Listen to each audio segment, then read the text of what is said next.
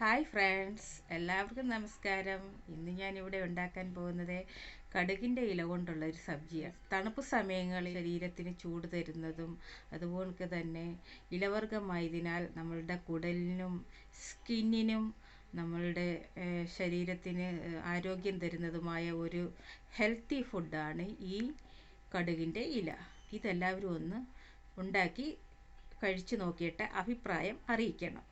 നമ്മൾക്കിനി വീഡിയോയിലേക്ക് കടക്കാം. ഇത് സർസോൻ ഭാജി അഥവാ കടുവിൻ്റെ ഇല. ഇത് ഒരു പിടിയുണ്ട്. ഇത് ഞാൻ കഴുകി വൃത്തിയാക്കി ചെറുതായി അരിഞ്ഞ് വെച്ചിരിക്കുന്നതാണ് ഒരു ബൗളിൽ.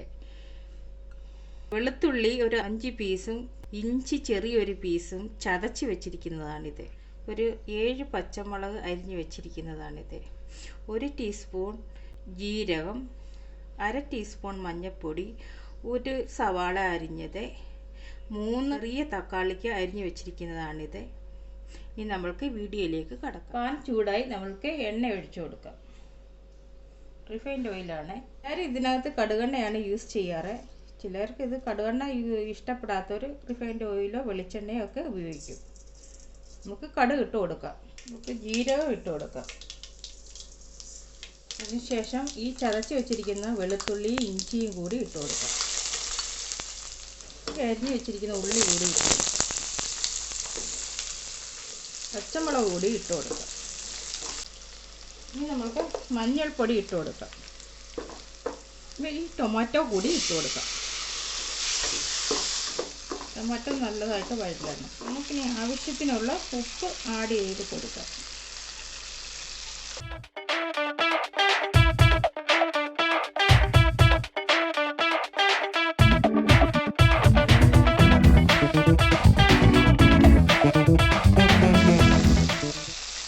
നമുക്കിനി ഈ കടുവിൻ്റെ ഇല കൂടി ഒന്ന് ആഡ് ചെയ്ത് കൊടുക്കാം.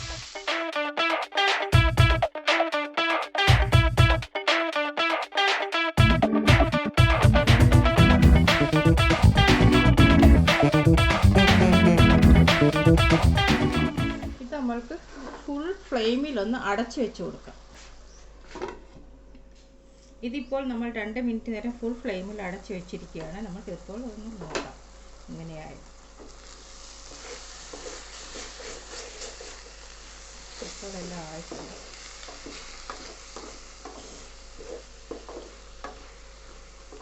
നമ്മൾക്കിനി ഗ്യാസ് ഓഫ് ചെയ്യും.